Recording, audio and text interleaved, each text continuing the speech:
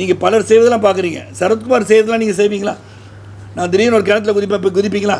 C don't say that cinema influences people மட்டும் சொல்லிடாதீங்க. Because இல்லை நாங்கள் வந்து துணை முதல்வராக ஆக்க மாட்டோம் அப்படின்னு சொன்னாங்க. துணை முதல்வர் ஆக்கிட்டாங்க. குடிப்பழக்கத்தினால் அதிகமான விதவைகள் இருப்பது தமிழகத்தில் என்று புள்ளிவிவரங்கள் சொல்ல ரெஃபர் பண்ணிக்கோங்க. நல்ல திட்டங்களையும் அவங்க செய்வதாக ஸ்டிக்கர் ஒட்டி கொடுக்குற ஒரு ஆட்சி தான் திராவிட முன்னேற்ற கழக ஆட்சி. அது இல்லைன்னு அவங்கள சொல்லுங்கள்.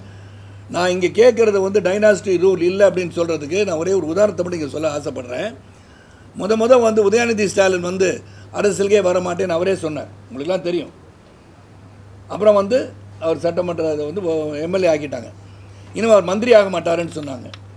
மந்திரி ஆக்கிட்டாங்க. இல்லை நாங்கள் வந்து துணை முதல்வராக ஆக்க மாட்டோம் அப்படின்னு சொன்னாங்க. துணை முதல்வர் ஆக்கிட்டாங்க. இப்போ நான் ஒரே ஒரு கேள்வி, ஸ்டாலின் அவர்களே, இந்த தேர்தலில் நீங்கள் கிளியராக சொல்லுங்கள். இந்த தேர்தலில் வெற்றி பெறுவதற்கு வாய்ப்பு இல்லாவிட்டாலும் வெற்றி பெற்றால் உதயநிதி ஸ்டாலினை நான் முதலமைச்சர் ஆக்குவேன் என்று உங்களால் சொல்ல முடியுமா? இல்லாட்டி நீங்கள் சொல்கிறீங்களே சமூக நீதி, எல்லாரும் ஒன்று, சமத்துவத்தை வந்து நிலைநாட்டுபவர்கள் திராவிட முன்னேற்ற கழகம், நம்ம வந்து மைனாரிட்டிக்கு வந்து பாதுகாவலர் நாங்கள் தான் அப்படின்னு சொல்கிற நீங்கள் ஒரு தாழ்த்தப்பட்ட சமுதாயத்தில் யாராவது ஒருத்தர் உங்கள் கட்சியில் இல்லையா? அவர்களை முதலமைச்சர் ஆக்க முடியுமா உங்களால் என்று சொல்லுங்கள். இந்த டெமோக்ராட்டிக் பார்ட்டின்னு சொல்கிறீங்க. அப்படி டெமோக்ராட்டிக் பார்ட்டி திராவிட முன்னேற்ற கழகம் இருந்தால் குடும்பத்தை தவிர வேறு யாருமே அறிவு ஆற்றல் திறமை உள்ளவர் இல்லையா என்ற கேள்வியை நான் வந்து அன்பு சகோதரர் முதலமைச்சராக இருந்த ஸ்டாலின் அவர்களை கேட்கிறேன்.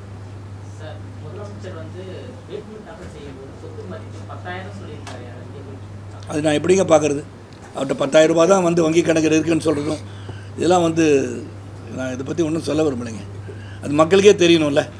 10,000 ரூபா தான் இருக்குன்னு நீங்கள் எப்படி காரில் போகிறீங்க, எப்படி வந்து டிஃபெண்டரில் போகிறீங்க, இதெல்லாம் நான் கேட்க வேண்டாம். எல்லோரும் வந்து வாங்க முடியும்னு இஎம்ஐயில் ஈஸியாக கார் வாங்கிடலாம். அது திருப்பி அடைக்கிறதுனே கஷ்டம். அதனால் அதை பற்றி நான் சொல்ல விரும்பலை. பர்சனல் லைஃப்பில் நீங்கள் எப்படி வேணால் இருக்கலாம், அது பொது வாழ்க்கைக்கு வந்த பிறகு இருக்கலாம். ஆனால் நீங்கள் வந்து கணக்கு கொடுக்கும்போது சொத்தே இல்லைன்னு கணக்கு கொடுத்தா மற்ற பணத்தில் எங்கே வச்சுருக்கீங்கன்னு மட்டும் சொல்லிட்டாலும் பெட்டர்.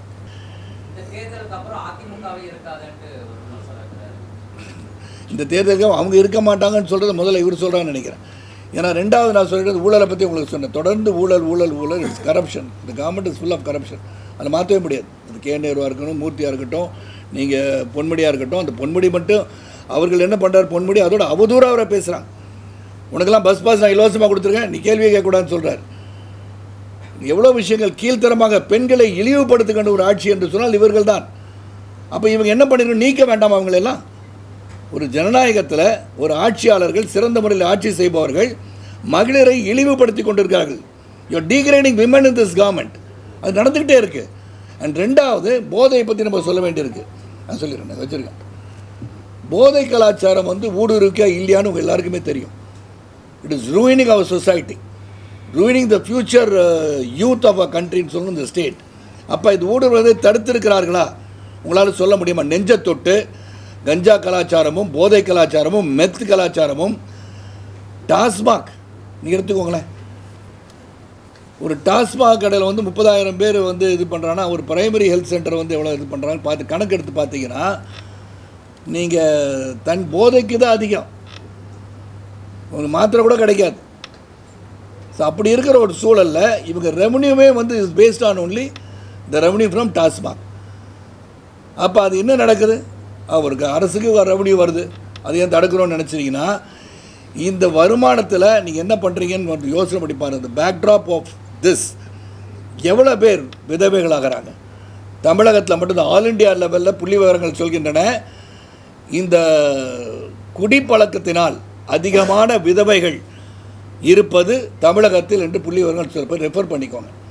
அப்போ இங்கே வந்து ஏற்கனவே ஒருமுறை கனிமொழி அவர்கள், அன்பு சகோதரி கனிமொழி அவர்கள் எவ்வளோ தூரம் அது வந்து நாங்கள் வந்தோடனே முதல் கையெழுத்து டாஸ்மாகை ஒழிப்போம் என்று சொன்னார்களா இல்லையா? அவங்களே சொன்னது தான்.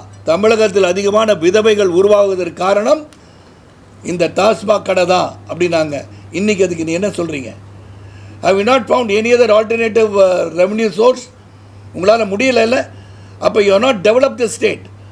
உங்களாக இண்டஸ்ட்ரியல் ரெவல்யூஷன் உருவாக்க முடியல, எதுவுமே நடக்கலை. நீங்கள் வந்து எந்த ஒரு டெவலப்மெண்ட்டும் திடீர்னு ஒரு சொல்லுங்கள். ஒருவிய இந்த 1954 1963 வரை பெருந்தலைவர் ஆட்சியில் வந்து என்னெல்லாம் கொண்டு வந்தாங்க? How was it possible? It was possible because you had a very good relationship with the center, though both were Congress government at that point of time. ஆனால் தட் சீஃப் மினிஸ்டர் எல்லாத்தையும் தமிழகத்துக்கு கொண்டு வரணும்னு உழைச்சார். இங்கே வரதையும் நீங்கள் தடுக்கிறீங்க. ஒரு மும்மொழி கொள்கையை வந்து எவரை தவறான முறையில் பயன்படுத்தி கொண்டிருக்கிறீர்கள். Language is very important. இதுக்கு ஒரே ஒரு உதாரணம் சொல்கிறேன். என்ன சொன்னாங்க? இந்தியை திணிக்கிறார்கள் தவறான ஒரு பிரச்சாரத்தை செஞ்சிட்ருக்காங்க. மக்கள் தெளிவாக புரிந்து கொள்ள வேண்டும். நீங்கள் வந்து பாலக்காட்டு கிட்ட இருக்கீங்க, கேரளா பார்டரில் இருந்தீங்கன்னா லேர்ன் மலையாளம். ஆந்திரா பார்டரில் இருக்கீங்களா, அங்கே வந்து தெலுங்கு கற்றுக்கோன்றாங்க. ஹிந்தியை ஒன்றும் கற்றுக்கோங்கன்னு சொல்லலை அவங்க. Hindi is a common language spoken through out the country. இங்கேருந்து நான் பயணிக்கும் போது எங்கே போனாலும் ஹிந்தி பேசினா அவங்களால சர்வே பண்ண முடியுமா முடியாதா உங்கள் நெஞ்சத்தோடு சொல்லுங்கள்.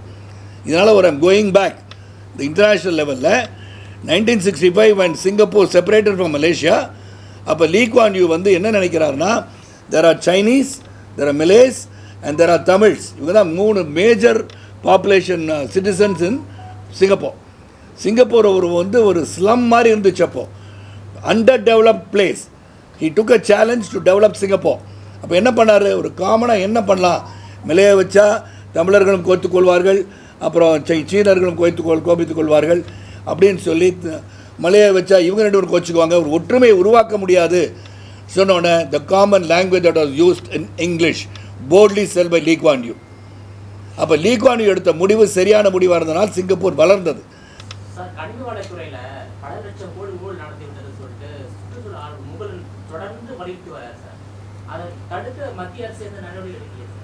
மத்திய அரசு நடவடிக்கை இங்கே ஸ்டேட் கவர்மெண்ட் தாங்க எல்லாமே பார்த்துட்டு இருக்கிறாங்க.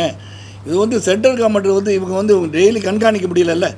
நீங்கள் என்ன பண்ணாதான், நான் ஒரு தடவை சொல்லியிருந்தேன், இங்கே இருக்கிற கனிம வளங்கள், இந்த மைனிங், சாண்ட் மைனிங் எல்லாமே ஸ்டேட் கவர்மெண்ட் எடுத்து நடத்துக்கன்னு சொன்னேன். இந்த state government runs that is not going to be any corruption in it. நீங்கள் பாட்டு அள்ளிட்டு போகிறீங்க, யாரும் கேட்குறது ஆள் கிடையாது. 100 லாரி 200 லாரி ஜாம்லாம் ஆகுது சவுத்தில். இதெல்லாம் இன்னும் விலாவரியாக சொல்லிக்கிட்டே போகலாம்.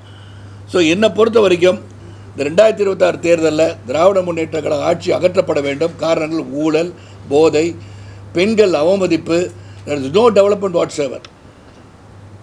கல்விக்கு போகிற தமிழகம் இப்போ வந்து போதை கலாச்சாரத்துக்கு பேர் போயிட்டுருக்கு. கரப்ஷன் தான் திராவிட முன்னேற்ற கழகம் சொல்கிற அளவுக்கு போயிட்டுருக்கு.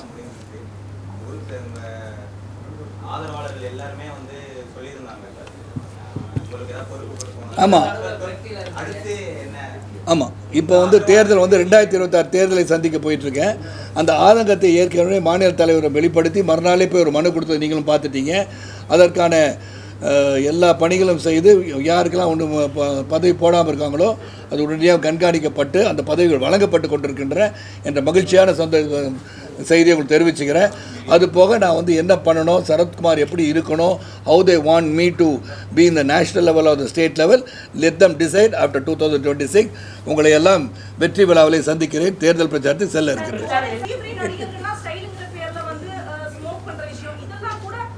ஸ்டைலுன்ற விஷயம் ஸ்மோக் பண்ணது யாரு?